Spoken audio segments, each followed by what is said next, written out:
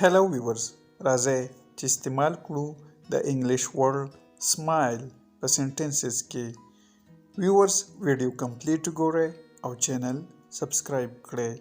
سنټنسز دي زموږ سره. You are not smiling. تاسو مسکا نه کوئ یا تاسو نه خاندئ.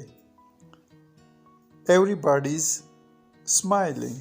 Everybody's هر څوک مسکا کوي یا هر څوک خاندي.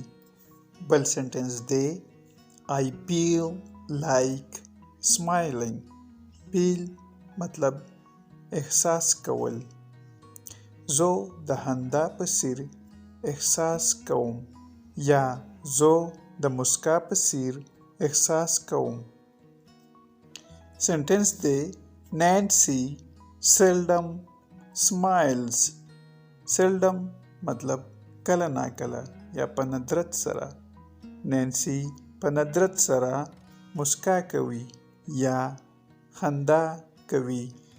That made Ali smile.